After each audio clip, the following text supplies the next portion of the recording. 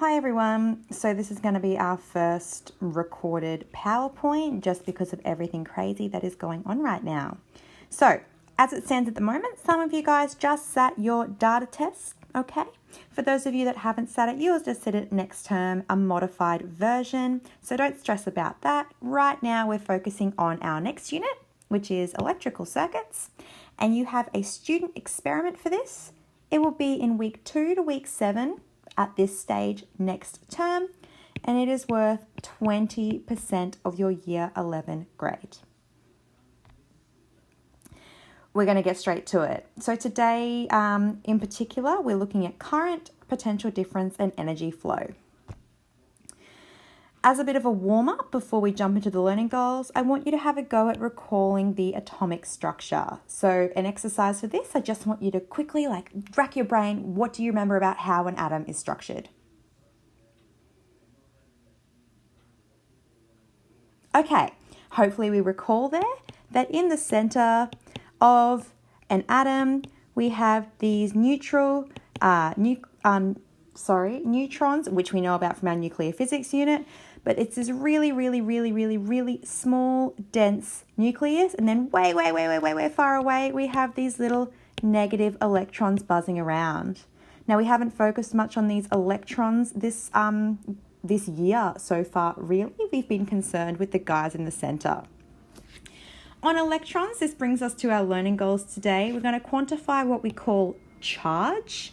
Recognize how electron flow is different in conductors, I can't spell, and insulators, talk about voltage, and also talk about current.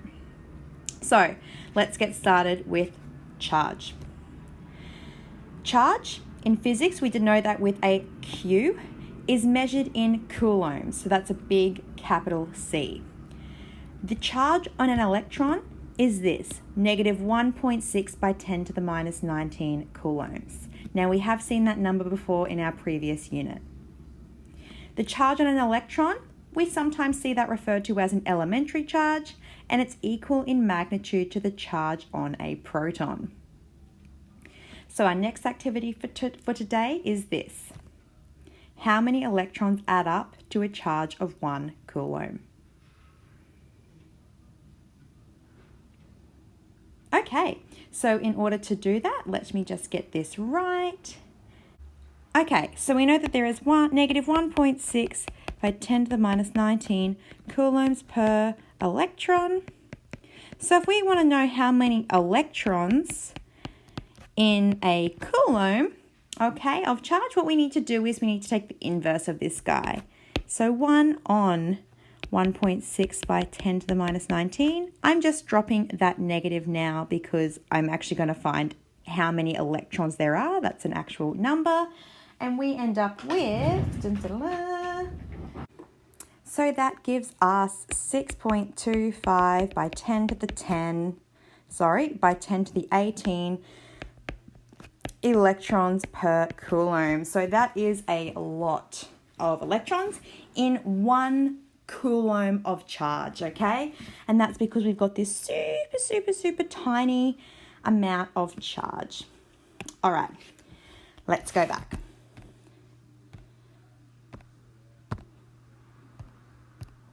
I don't know why this is not working. Okay, as an exercise, I now want you to work out how many electrons in 10 coulombs, 15 millicoulombs, 25 microcoulombs, and as the converse, what is the combined charge of this many electrons? We'll go through those shortly. Okay, so let's do this. With 10 coulombs of charge, that means we're going to have 10 coulombs divided by 1.6 by 10 to the minus 19 coulombs per electron, which gives us 6.25 by 10 to the 19 electrons. Okay, so that's how many electrons we are going to need to generate 10 coulombs of charge. Following the same logic for the next two, we have 15 by 10 to the minus 3 over 1.6 by 10 to the minus 19. Okay, so that gives us 9.4 by 10 to the 16 electrons. And finally, 25 microcoulombs, so that's by 10 to the minus 6 over 1.6 by 10 to the minus 19. That gives us 1.56 by 10 to the 14 electrons. And we notice this makes sense because we're getting smaller and smaller in our charge, so we're requiring less and less electrons as we go down. When we're looking for the combined charge of these amounts of electrons respectively, we need to multiply these numbers by negative 1.6 by 10 to the minus 19. Okay, so we're going to do that for all three. And we should see an increase in the charge because we're increasing our electrons by orders of magnitude. These are massive, massive numbers. So for the first one, 5 by 10 to the 15 electrons, we get that will give us a charge of negative 8 by 10 to the minus 14 coulombs. That negative there is just denoting that we have a negative charge. Okay, for this one we get negative 48 coulombs. And finally, just an order of magnitude of 10 difference, I say just, but that's massive, we get 4.56 by 10 to the 11 coulombs of charge. Okay, so check your answers there and make sure you got those right. So let's move on to electrostatics. So we're about to jump into this learning goal here. And what we need to recognize now is that all materials can be charged. Some will have a positive charge, which means we have a deficit of electrons. Some will have a negative charge, which means we have a surplus of electrons. If we go back to our atomic structure, we know these guys are in the middle and electrons are way out here on the outside. So it's easier to get rid of those electrons and undergo some crazy nuclear decay, right? So we either have a deficit or a surplus. If something has a neutral charge, that means we have the same number of electrons and protons, but we know that already. So something that can be charged would be something like a balloon. If you rub this on your hair, you're going to get all spiky hair, okay? Because you're going to transfer electrons to or from the balloon, okay? Something else that we, think about that is charged all the time is our storm clouds, okay? So there's a reason that our clouds give off this crazy lightning. It's because they become really negatively charged, and these electrons, they see the really big positive Earth and they just want to make their way down there. Let's move on to conductors and insulators. You've probably gotten a little bit sick of this already, but basically we have a whole new equilibrium law, and that's charge cannot be created or destroyed, just transferred. So we can have things that are positively charged, negatively charged, or neutrally charged, and in order to get one thing more charged than the other, we can only transfer the electrons. This transfer can happen between both conductors and insulators. So you've probably spent a lot of your junior science thinking that only conductors can transfer charge, but insulators do as well. The key difference is how they do this, okay? Insulators will keep the charge on their surface. Conductors, however, will allow the electrons to flow and distribute evenly throughout it. And here we have a diagram. So if you have this ball, if it's made of metal and this is made of metal, okay, and we see this nice distribution of negative charge all over it, if you touch that to an insulator, the charge is there. There's a transfer so that they're equally distributed, but it's going to stay in this spot here. It's not going to move down the glass rod. If you now touch this to any kind of conductor, any kind of metal, it's our favorite one, okay, it's going to distribute all the way around nice and equally. Okay, and that's the same for heat. If we heat an insulator, it gets hot here, but not so much down this end. Whereas if we heat some metal, it gets heated up the whole way through. So that links into our thermodynamics as well. So, moving into our third learning goal for today, we're going to talk about potential difference, but you might recall that as voltage from your Year 9 science course, if you can remember that far back. Okay, The difference in charge between a positive and a negative cluster of charges, okay, is what we're going to consider here. So if we think of a battery, you probably recall that they're drawn like this with a little plus and a little minus. So that's what the potential difference is. It's the difference between how many positive charges and negative charges we have, essentially. More specifically, electric potential energy is gained when charges are moved apart. So if you then move this guy over to here and over to here, there's a bigger potential there, okay? Because there's more potential for them to move together. All right. And here's an example. If we have a rod here that's negative and have a rod here that's positive, if we link them up, okay, there is potential for these negative guys to distribute down here to the positive guys and then neutralize. We also call potential difference voltage, okay?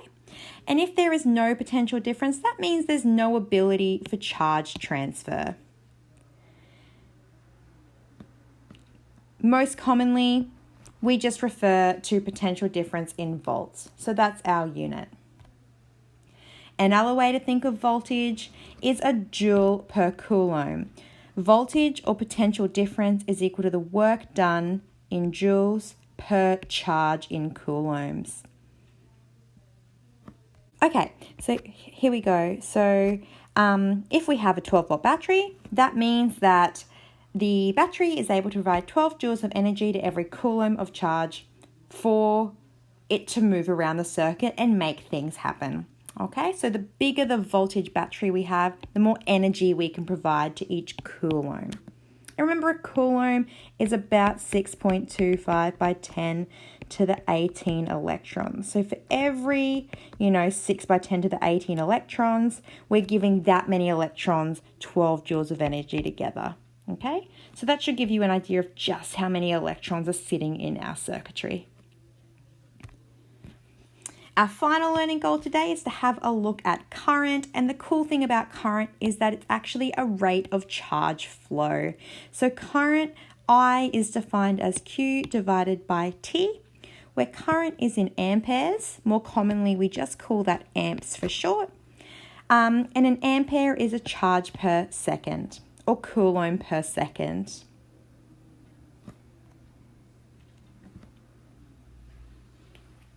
What's important here to recognize is that charge cannot flow without a potential difference. Okay? So if there is no potential difference, we will not have any current. Let's consider this for a moment now. We know that voltage is work done per charge. That was 2 slides ago, and current is charge per time. Now we notice here that we have 2 Qs, okay? We have a Q in common in both. So we can represent this guy as QV and represent your second equation as IT, okay? So W equals QV and Q equals IT. What this means is, if we want to figure out the work done by a circuit with a known current and voltage, we can work that out, okay? Where this is an energy in joules, okay? If we want to know how much energy is being dissipated in a circuit, we know the voltage, we know the current, we know how long it's on for, we can work that out. So here are some questions based on everything we've done today. We've got some potential difference, so work done per charge, current, and also some energy transfer. So please take a moment and have a go at these 6 questions. Okay, so for this first one, we know that work equals QV. Subbing that in, we get 5 times 10, which is 50 joules. If we want to write that to 2 sig figs, that would be 5.0 by 10 to the 1 joules. Following the same logic for the second one here, question 2, if this is 1 and this is 2, okay, we're going to have work equals QV again. So multiplying 3600 by 12, we are going to get 4.3 by 10 to the 4 joules. Okay. For question 3, I'm going to work that out in this little tiny space here.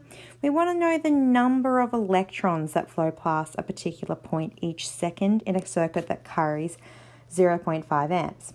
Well, in order to do this, we know that current equals charge per time, which means that charge is equal to IT. Now in this case, we're just talking about 1 second, so T is equal to 1. So that means that we're going to end up with 0.5 coulombs are flowing past at this point each second. If you recall, the number of electrons is going to be that 0.5 coulombs divided by 1.6 by 10 to the minus 19. And if I do that one quickly, we end up with, that's about, how many sig figs have we got? Just one. 3 by 10 to the 18 electrons. Following that same logic there for question 4, we're going to have 0.75 coulombs divided by 1.6 by 10 to the minus 19, which gives us, to 2 sig figs, 4.7 by 10 to the 18 electrons.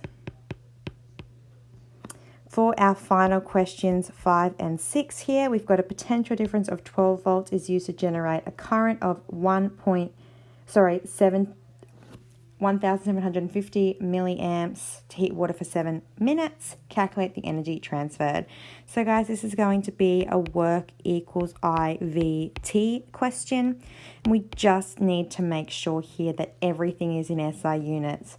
So our current is 1.75 amps, okay? Don't forget that milli is there, times 12 times 7.5 times 60, okay? Because remember, minutes is in our SI unit for time.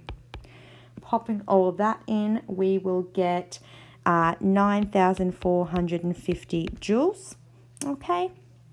And writing that to the correct number of sig figs would be 9.5 by 10 to the 3 joules.